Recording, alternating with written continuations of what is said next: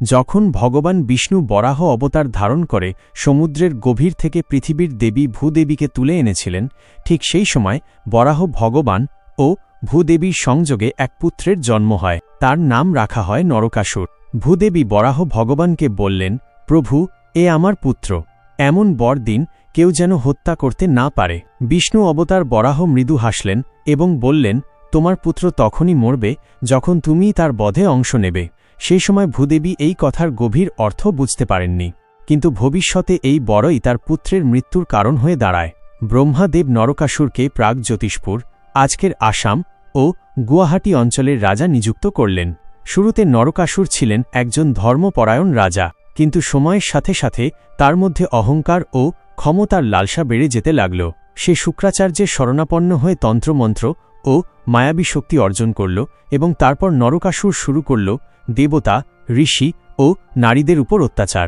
সে স্বর্গে আক্রমণ করল, ইন্দ্রকে পরাজিত করল এবং দেবী অদিতির কুণ্ডল পর্যন্ত ছিনিয়ে নিল। নরকাসুর এতেই থামেনি। সে ১৬,০০০ রাজকুমারীকে অপহরণ করে নিজের প্রাসাদে বন্দী করে রাখল। তার সামনে কেউই টিকতে পারত না। অবশেষে দেবতা, মহর্ষি এবং ভূদেবী নিজেই ভগবান শ্রীকৃষ্ণের দ্বারস্থ হলেন।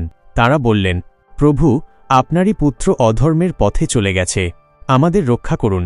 শ্রীকৃষ্ণ মৃদু হাসলেন এবং বললেন, ভূদেবীর দেওয়া বর আজ পূর্ণ হবে।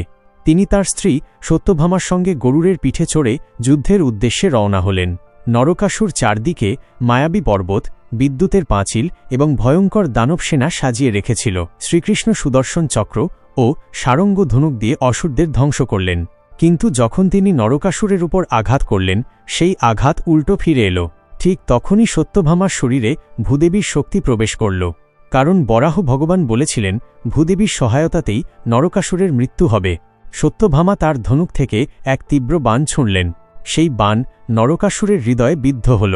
নরকাসুর মাটিতে লুটিয়ে পড়ল এবং বলল, প্রভু, আমাকে ক্ষমা করুন, আমি আমার অহংকারে অন্ধ হয়ে গিয়েছিলাম। এভাবে নরকাসুর বধের পর অন্ধকারের উপর আলোর বিজয়ের স্মরণে এই কারণেই মানুষ দীপ জ্বালিয়ে দীপাবলি উদযাপন করে। ভিডিও ভালো লাগলে কমেন্টে লিখুন, জয় শ্রী হরিনারায়ণ।